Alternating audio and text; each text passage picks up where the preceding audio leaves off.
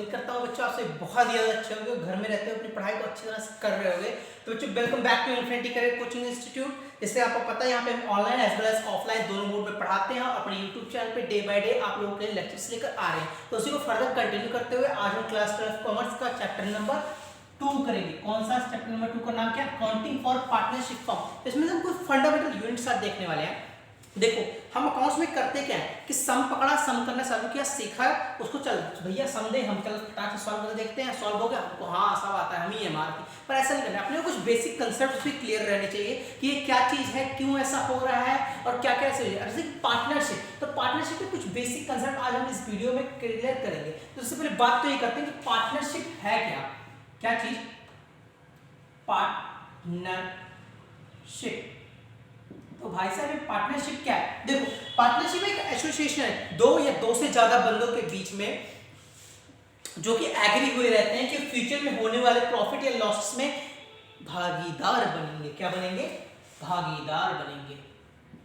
भागीदार या फिर कह सकते हैं हिस्सेदार बनेंगे। ठीक है, हिस्सेदार बनेंगे। ओके, अब लीगल लैंग्वेज में भैया जो भी आप पार्टनरशिप में जो कुछ भी आप पढ़ने वाले हो वो सब पढ़ने वाले हो आप Indian partnership act. Indian partnership act 1932 के तहत जो भी पार्टनरशिप ये एक्ट है, धारा है, या आप अगर कोई लॉ करोगे, जब आप कमर्शियल लॉ पढ़ोगे या बिजनेस लॉ, तो उसमें ये सारे एक्ट आपको पढ़ने को मिलेंगे। Indian contract act, Indian partnership act, companies act. Okay, तो अभी के लिए इतना जान लो कि इंडियन पार्टनरशिप एक्ट ने ये सारी डेफिनेशन दी है, ये सारी कंडीशंस दी है। तो इस इंडियन पार्टनरशिप एक्ट 1932 के तहत हम जानते हैं कि पार्टनरशिप का मीनिंग क्या है। तो इसके तहत पार्टनरशिप का मीनिंग है भैया जी कि partnership is the relation between two or more persons who have agreed to share future loss or profit। क्या मतलब? आप लोग की फॉर्मेलिटी के लिए चलो मैं इधर लिख देता हूँ, एक बार ब्लैक बोर्ड पे भी लिख देता हूँ। ऐसा लीगली ब्लैक बोर्ड यार मेरा बड़ा है, तो अगर मैं इस पे थोड़ा सा भी छोटा लिखूँ तो आप लोग को ऐसा लगेगा जैसे चीटी लिखी हुई है, तो उसी को करते हुए इधर लिख देता हूँ। क्या पार्टनर? आप लोग अपनी कॉपी उठाओ, टीएस ग्रेवाल बुक। कौन सी बुक? टीएस ग्रेवाल बुक उठानी है, इसी से पढ़ना है हमने। बाकी कोई और बुक से पढ़ते हो तो उस बुक का नाम भी कमेंट बॉक्स में प्लीज कमेंट करो। Partnership is the relation between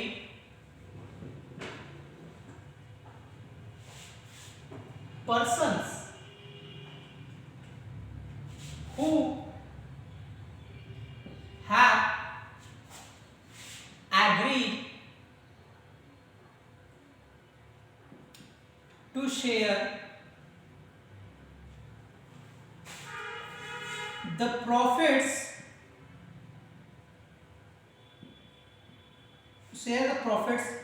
of a business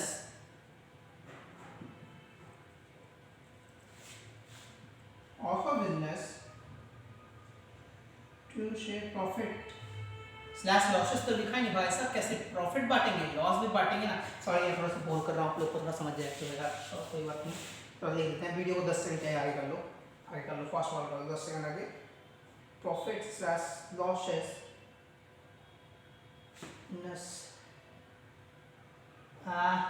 rate of a business carried on by और लिख देता हूँ थोड़ा सा।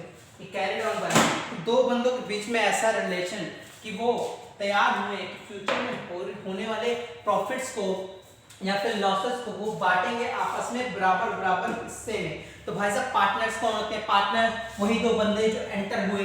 ठीक है, पार्टनरशिप फर्म क्या है? जिस ऑर्गेनाइजेशन को या फिर जिस चीज को चला रहे हैं, जैसे कि हमने मान लो एक खोला, एक संस्था खोली, जिसमें हम कह रहे हैं 2-3 बंदों ने मिलकर कहा कि भाई इस चीज की हम तैयारी कराएंगे, तो वो भी एक पार्टनरशिप फर्म। ओके, या फिर हमने दो बंदों ने मिलकर कहा भाई मैन्युफैक्चरिंग करेंगे, साइकिल की मैन्युफैक्चरिंग करना चालू करेंगे, दोनों मिलकर बराबर बराबर हिस्सेदारी में, तो भी एक पार्टनरशिप फर्म हो गई।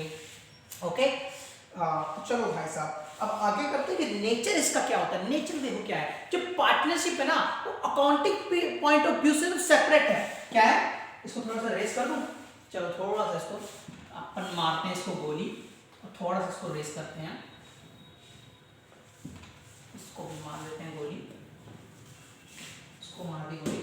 अब क्या है, जो पार्टनरशिप है,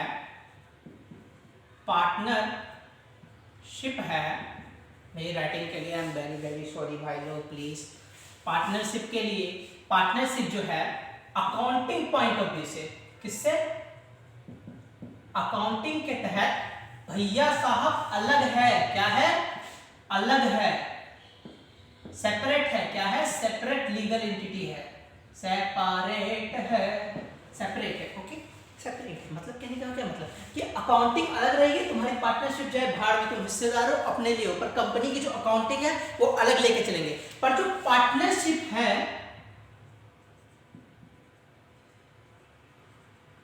वो पार्टनरशिप फर्म से अलग नहीं है, पार्टनरशिप फर्म से अलग नहीं। पार्टनरशिप फर्म इसका मतलब क्या, partnership firm is not a separate legal entity, क्या, partnership firm is not a separate legal entity, इसकी खुद की अलग पहचान नहीं है। कि मगर पार्टनरशिप फर्म पे केस किया उसका मतलब है पार्टनर्स पे भी केस करना, पार्टनर्स पे केस किया उसका मतलब है पार्टनरशिप फर्म पे भी खतरा आ जाना, ओके। हाँ, तो मान लिया इसको एक एग्जांपल लेके चलते हैं कि मतलब अगर पार्टनरशिप फर्म इंसॉल्वेंसी की कंडीशन में मतलब वो अपने डेब्ट्स को फुलफिल नहीं कर पा रही है, तो उस केस में क्या होगा कि पार्टनर्स के किनके, पार्टनर्स के प्राइवेट एसेट्स भी बेचे जा सकते हैं फर्म की लायबिलिटी को पूरा करने के लिए, ओके। क्या बेचे जा सकते हैं, प्राइवेट एसेट, घर द्वार जायदाद सब बिक जाएगा गुरुजी, सब बिक जाएगा, रोड पे आ जाएंगे बेचारे, लिमिटेड लायबिलिटी होगी इनकी, तो प्राइवेट एसेट बेच दिए जाएंगे, किसके लिए, इस पार्टनरशिप फर्म के लिए, इस पार्टनरशिप फर्म के लिए इनके घर द्वार बेच दिए जाएंगे। देखो मैं फिर से रिवाइज कर रहा हूँ, थोड़ा सा बोर नहीं होना है, हम सम करेंगे पर उससे पहले अपने को बेसिक कंसेप्ट भी क्लियर होना चाहिए। आप मान लिया सम करके आपने नंबर ले लिए, बाहर पर कहीं जाते हो तो आपको ये नहीं पता पार्टनरशिप क्या है, एग्रीमेंट कैसे हो रहा है, क्या है इंडियन पार्टनरशिप एक्ट 1932, तो क्या बताओगे, सो क्या करोगे, भाई मेरे को सम करने आता है, ला सवाल दे मैं फटाफट सॉल्व करता हूँ, बस मैं ही हूँ राजा, मैं ही हूँ मंत्री, ठीक है। वैसे ही अपने थोड़े से कंसेप्ट भी क्लियर होने चाहिए, सम करना आना चाहिए और कंसेप्ट भी क्लियर होने चाहिए, ओके। अब अपने को इतना पता लग गया, अब अपने को थोड़ा सा देखना है कि इसके फीचर्स क्या है भाई साहब, इसके फीचर्स क्या है, इसके फीचर्स क्या, थोड़ा सा ओके। अब हमने देखने हैं पार्टनरशिप फर्म के एसेंशियल फीचर्स या कैरेक्टरिस्टिक्स भी इसे कहते हैं, फीचर्स या कैरेक्टरिस्टिक्स। तो इसमें पहली चीज तो आ जाती है भाई साहब, दो या दो से ज्यादा बंदे होने चाहिए, क्या होना चाहिए, 2 और मोर पर्सन्स, दो या दो से ज्यादा अधिक बंदे होने चाहिए। पर इंडियन कॉन्ट्रैक्ट करने मतलब क्या, एक पार्टनरशिप में एंटर करने के लिए 2 बंदे मिनिमम होने चाहिए या फिर उससे ज्यादा होने चाहिए, सॉरी। पर इंडियन कॉन्ट्रैक्ट एक्ट नोट कर लो चलो प्लीज अपनी कॉपी पे, इंडियन कॉन्ट्रैक्ट एक्ट 1872 कहता है 3 लोगों को एक्सेप्ट करता है पार्टनरशिप में आने से, ये लोग पार्टनरशिप में एंटर नहीं कर सकते। कौन कौन, minor,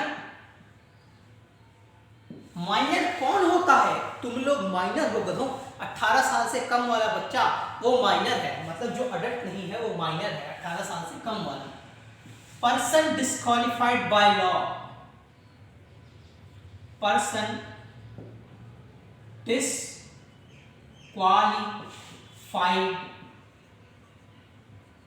by law, person disqualified by law मतलब जो कानून के द्वारा एक बंदा डिस्क्वालिफाइड कर दिया, मतलब कि पहले कोई ड्रग्स का बिजनेस करता था, अब उसको कोर्ट में चला गया, कोर्ट ने उसको इलीगल कर दिया, भाई तो आगे से कोई व्यापार नहीं कर सकता, किसी के साथ पार्टनरशिप नहीं कर सकता, ठीक है। तो पर्सन डिस्क्वालिफाइड मतलब कानून के द्वारा ही वो बंदा रद्द कर दिया गया है पार्टनरशिप में आने से पहले, मतलब वो पार्टनरशिप में एंटर नहीं कर सकता बंदा, कानून के द्वारा ही उसको मनाही दे दी गई है, क्या रिजेक्शन मिल गई है उसको बाय कोर्ट या कैसे। Person of unsound mind, unsound mind जैसे कि मैं नहीं, मैं तो बहुत अच्छा हूँ आप लोग जैसा, person of unsound mind, okay बच्चों। पर्सन ऑफ अनसाउंड माइंड क्या है, पर्सन ऑफ अनसाउंड माइंड मतलब कि जो शांत स्वभाव का ना हो, जिसको पक पक पे गुस्सा हो, जैसे कि कोई बंदा है, कोई आदमी है, उसको बैठा गुस्सा आ गया। उसने क्या किया? कुछ नहीं किया उसने तुम किसी अपने दोस्त को देख लो, किसी दोस्त से बात करते होते हो वो अचानक से गुस्सा कर जाता है, मिनट में चिल्लाता हूँ मैंने क्या किया, मैंने क्या किया, और उठा के चीजें फेंक लेते। कई लोग घर में बच्चे होते हैं, मेरा भाई भी ऐसे ही है, वो उठा के चीजें, गुस्सा है तो आपने टीवी तोड़ देते हैं, अपना मोबाइल तोड़ देंगे, अपना फ्रिज तोड़ देंगे, वो नहीं देखते क्या करना। तो क्या ऐसे बंदे अनसाउंड माइंड के बिजनेस के लिए अच्छे नहीं है, हमारे बिजनेस के लिए सफल नहीं करवा सकते वो लोग, इसलिए उनको अनसाउंड माइंड ट्रीट किया जाता है और वो पार्टनरशिप में एंटर नहीं कर सकते, एक पार्टनरशिप में वो लोग एंटर। ओके, अब अपना अगला आता है भाई साहब, इसी में थोड़ा सा कुछ चलता है कि अब मैंने कहा 2 या 2 से ज्यादा मेंबर नहीं होने चाहिए, 2 या 2 से ज्यादा पर्सन नहीं होने चाहिए, पर अब 2 या 2 से ज्यादा पर्सन नहीं होने चाहिए, कितने ही पर्सन होने चाहिए, अरे मतलब सॉरी मिनिमम, मैंने कहा मिनिमम 2 होने चाहिए, ज्यादा से ज्यादा पता नहीं कितने होने चाहिए, ज्यादा से ज्यादा क्या कहता है सेक्शन 464, अपने बुक उठाओ बच्चा लोग, तुम्हारी बुक में ये सब गिवन है, पेज में बता दूं क्या, मेरे पास तो जो बुक है उसमें 2.2 पर गिवन है यार। सेक्शन 464 ऑफ कंपनीज एक्ट, ये सब चीजें आपको काम आएंगी, आपको पता होना चाहिए। Of companies act 2013, companies act 2013, section 464 companies act 2013 power देता है किसको, गवर्नमेंट को पावर देता है कि वो डिसाइड करें कि एक पार्टनरशिप हमें कितने ज्यादा कितने मेंबर होने चाहिए या कितने ज्यादा मेंबर हो सकते हैं। पर गवर्नमेंट ने इस सब को ध्यान में रखते हुए भाई साहब उसने डिसाइड किया कि एक पार्टनरशिप फर्म में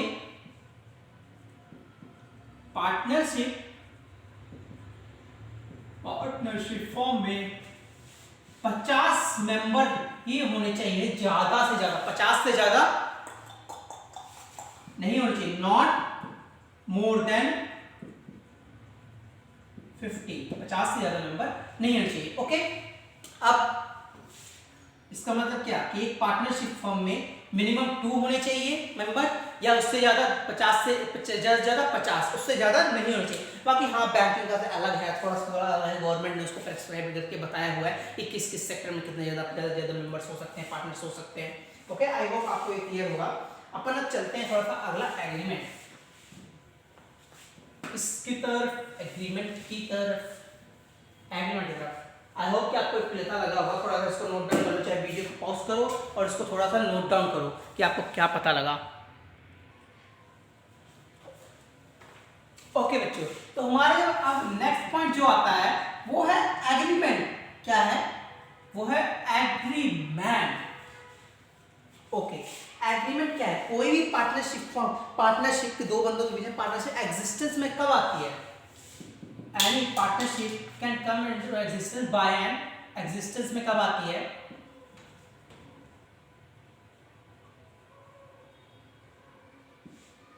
एग्जिस्टेंस में आती है वो बाय एन एग्रीमेंट।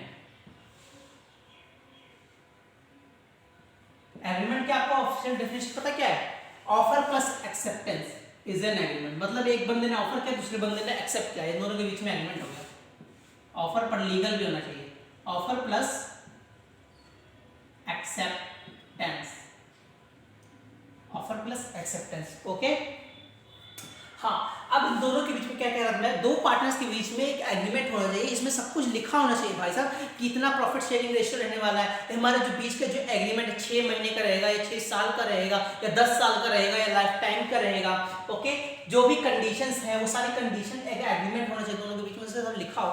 अब ये एग्रीमेंट जो है रिटर्न में भी हो सकता है और ऑरल में हो सकता है। रिटर्न मतलब कि एक कॉपी या एक कागज लिया जाए, उस पर रिटर्न कर दिया जाए, राइट कर दिया जाए कि भाई साहब आकाश जी आपको इतना मिलेगा और भाई साहब सूरज जी आपको इतना मिलेगा। भाई साहब क्या नाम है आपका? अपना नाम बताओ यार कमेंट बॉक्स में, कहां से हो भी बताओ, आपको इतना मिलेगा। ये रिटर्न, और जो रिटर्न में होता है ना रिटर्न एग्रीमेंट, उसको हम कहते हैं पार्टनरशिप डीड।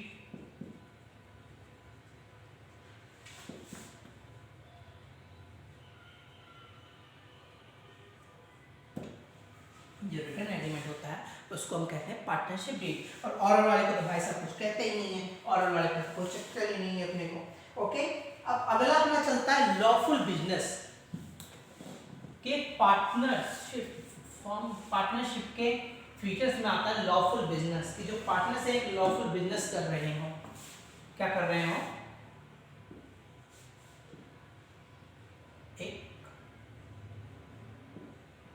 लॉफुल बिजनेस कर रहे हैं,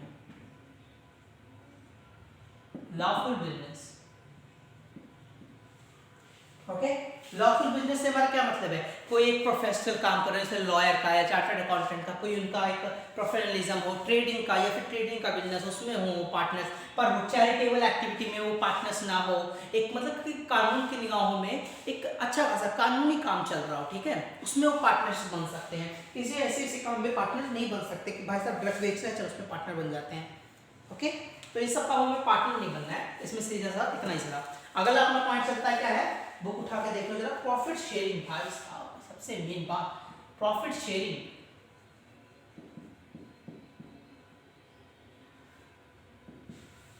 कि दोनों अगर पार्टनर्स हैं तो दोनों के बीच में लाभ हानि बराबर की बटेगी, ठीक है। अगर हाँ एग्रीमेंट हुआ है तो उसमें लिख सकते हैं कि तू भाई 70% लेगा, मैं 30% लूंगा, या तेरे को 1% मिलेगा, 99% मैं रखूंगा।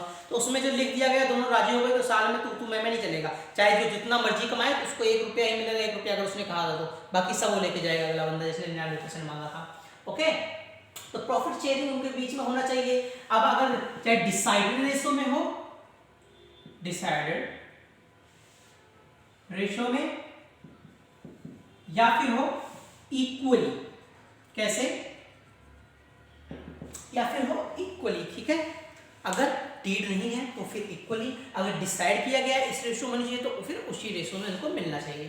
ओके, एट लास्ट अपना है business can be carried on by all और any of them acting for all. मतलब जो बिजनेस है इसको मैं ऐसे एक्सप्लेन करता हूँ, मतलब बिजनेस है कि पार्टनर्स में से अगर 4 बंदे पार्टनर हैं, किसी एक कोई एक बंदा भी उसमें से चलाए या फिर सारे मिलके एक बंदा उसी के हिसाब से सारे चला दें, पार्टनरशिप तब भी कंटिन्यू रहेगी। मतलब 4 बंदों ने पार्टनरशिप लिया, अब जरूरी नहीं चारों काम ही करे, एक बंदा भी करे काम, या उनकी चारों की तरफ से वो एक बंदा ही काम करते तो भी बात चल जाएगी, मजे से सब लोग खुश हैं, किसी को कोई ऑब्जेक्शन नहीं रहेगा। अब थोड़े से अपनी बात आएंगे राइट्स ऑफ पार्टनर, पार्टनर्स के राइट्स क्या है इसमें, ये सब आपकी बुक में लिखा हुआ है पर आप पढ़ोगे नहीं, इसलिए मैं आपको यहाँ पे आके थोड़ा थोड़ा करके एक्सप्लेन कर रहा हूँ ताकि आपको थोड़ी सी क्लियरिटी हो। साथ साथ में आप पढ़ते भी चलो, साथ साथ में कोई बात नहीं, थोड़ा सा बोर भी होते चलो, तो क्या हो गया, बोर होना भी जिंदगी में जरूरी है।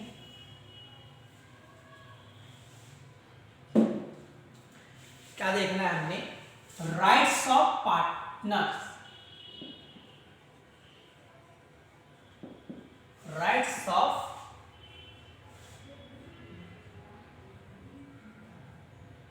पार्टनर्स।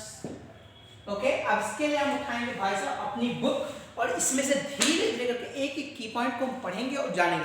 पहला आता है every partner has the right to participate in the management of the business. कहने का क्या, हर एक पार्टनर के पास भाई साहब हक है कि मैनेजमेंट के काम में, किसके काम में, मैनेजमेंट के काम में वो पार्टिसिपेट कर सके। कि अगर कोई मैनेजरियल डिसीजन हो रहा है कि कंपनी में इतनी प्रोडक्शन नहीं, इतनी प्रोडक्शन होनी चाहिए, या फिर ये सीईओ ए वाला रखना चाहिए, हमें इतने मैनेजर्स की जरूरत है, या फिर कोई प्लानिंग ऑर्गेनाइजेशन या स्टाफिंग से रिलेटेड कोई भी काम है, तो उसमें हर पार्टनर के पास राइट है कि उसमें वो ये बंदा पार्टिसिपेट करे, हर पार्टनर, प्रत्येक पार्टनर। अगला, every partner has a right to be consulted about the affairs of the business. मतलब क्या, about the affairs, consulted about the affairs, consulted about the affairs। मतलब बिजनेस में जितने भी काम धंधे चल रहे हैं,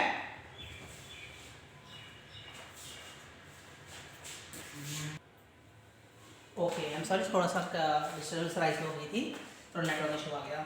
ओके, अगला अपना क्या चल रहा था, कंसल्टेड अबाउट द अफेयर। मतलब बिजनेस में कोई भी काम धंधा चल रहा है कि भाई साहब बिजनेस घाटे में चल रहा है या लॉस में चल रहा है, किसी भी चीज में चल रहा है, तो वो उसमें इंटरफेरेंस कर सकता है बंदा। कंसल्टेड अबाउट द अफेयर, जो भी काम चल रहा है, या बिजनेस में कोई लड़ाई झगड़ा हो रहा है कि मान लिया त्रिपाठी ग्रुप ऑफ इंडस्ट्रीज है, उसका मिश्रा ग्रुप ऑफ इंडस्ट्रीज के साथ व्यापार आजकल ठीक नहीं चल रहा है, या फिर उसमें वो इंटरफेरेंस कर रहे हैं लीगली या फिर इलीगली, तो इसमें हर पार्टनर्स का राइट है कि वो आके उसमें इंटरफेयर कर, मतलब उसमें पार्टिसिपेट करे, उसकी जानकारी रखे और उसके अपने डिसीजन उसके सामने प्रस्तुत कर सके। ओके,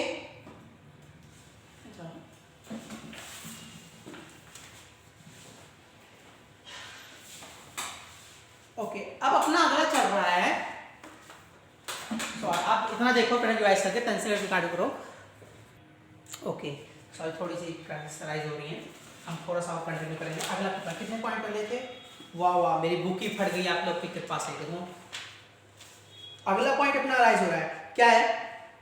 तीसरा point, every partner has the right to inspect the books of account and have a copy of it. मतलब हर पार्टनर के पास भाई साहब राइट है कि अकाउंट्स की जो बुक बन रही है, अकाउंट्स की बुक, अकाउंटिंग बुक जिसमें जनरल एंट्री, लेजर, तुम तो कॉमर्स वाले, तुमको तो सब पता ही है कि क्या होता है सब। ये सब जो अकाउंट्स की बुक है उनके बारे में वो बंदा जाने, हर एक पार्टनर, और चाहे अगर उसका मन करे तो उस बुक की एक कॉपी भी अपने पास रख सकता है कि भाई अभी बोर हो रहा हूँ, अभी यहाँ नहीं देखूंगा, घर जाके आराम से चाय पीऊंगा गरम गरम और आराम से खाऊंगा मैं उसके साथ फैन रस या फिर कुछ भी नमकीन भुजिया, और तब आराम से तुम्हारी अकाउंटिंग बुक देखो। हाँ, उसके पास राइट है, बुक की कॉपी लेके अपने पास लेके जा सकता है, अपने पास रख भी सकता है 24 घंटा। ओके, अब अगला पॉइंट अपने पास आ जा रहा है, every partner has the right to share profits और loss with others in the agreed ratio. अब अगली बात क्या चल रही है कि हर एक पार्टनर के पास भाई साहब राइट है, right to share profit slash loss in agreed ratio.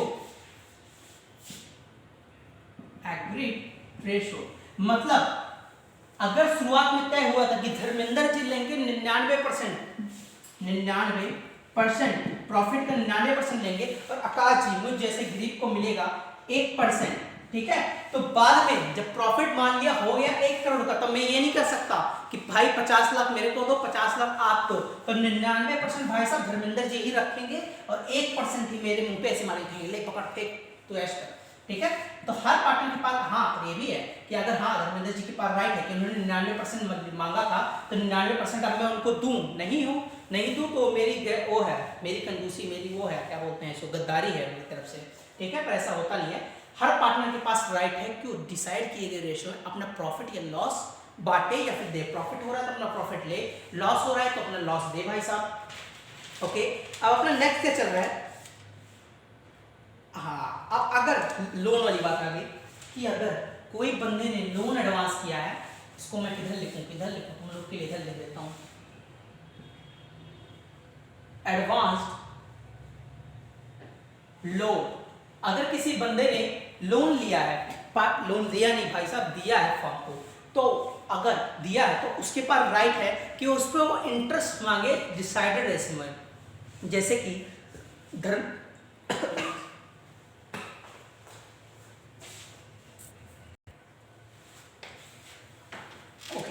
Sorry थोड़ा सा हो गया था।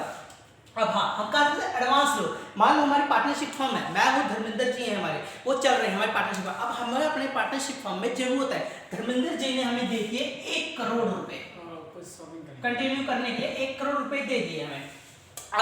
अब उनके पास राइट है कि उस पर वो अपना ब्याज मांगे, ये नहीं कि भाई साहब आकाश जी आप तो मेरे दोस्त हो, क्या 1 करोड़ रुपए रखो, मैं तो बहुत अमीर हूँ, नहीं, उस पर वो मांगेंगे इंटरेस्ट डिसाइडेड रेशियो में। अगर मैंने कह दिया कि धर्मेंद्र जी आज मुझे 1 करोड़ रुपए दो, 1 साल बाद मैं आपको 50 करोड़ रुपए दूंगा, और अपने बीच में एग्रीमेंट हो गया, तो हाँ मुझे देना पड़ेगा, वो लीगली मुझे देना पड़ेगा। अगर मैं नहीं देता हूं तो लीगली वो मुझ पर केस कर सकते हैं, क्या कर सकते हैं, केस कर सकते हैं।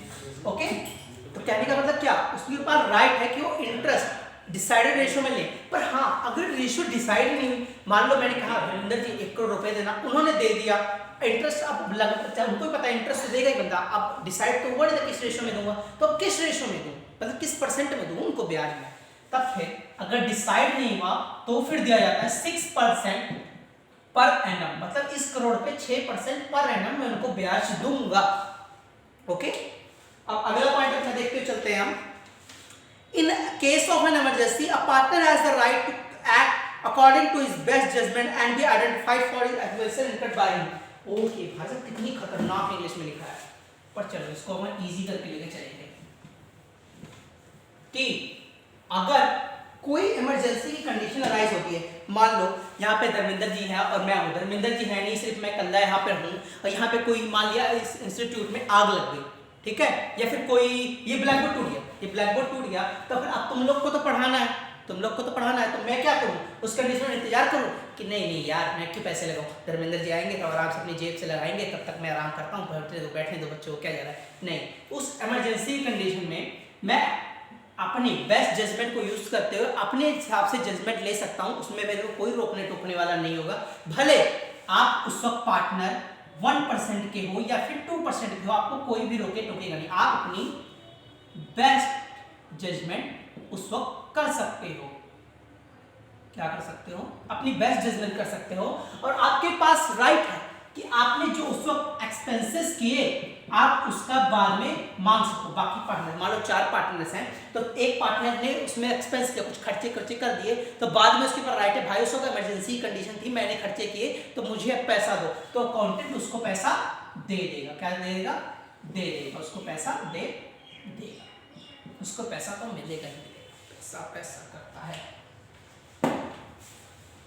ओके, अब अगले राइट की तरफ बढ़ते हैं। अगला राइट आता है a partner has the right not to follow the admission of a new partner. मान लिया अपन 3 पार्टनर है, कौन? मैं, सुरेश, रमेश, अपन 3 पार्टनर है और बीच में रमन नाम का एक बंदा पार्टनरशिप फर्म में एंटर करना चाहता है।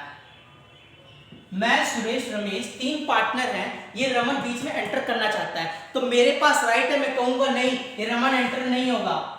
ऐसे कैसे एंटर हो जाएगा? ठीक है, मतलब हर एक पार्टनर के पास राइट है, क्यों? न्यू पार्टनर के एंटर को रोक सकता है, एंटर होने से रोक सकता है। Not to allow in partnership, not to allow him, इस रमन को एंटर नहीं होने देंगे गब्बर पार्टनरशिप फॉर्म में। ठीक है, ये आपके पास राइट होता है हर एक पार्टनर के पास।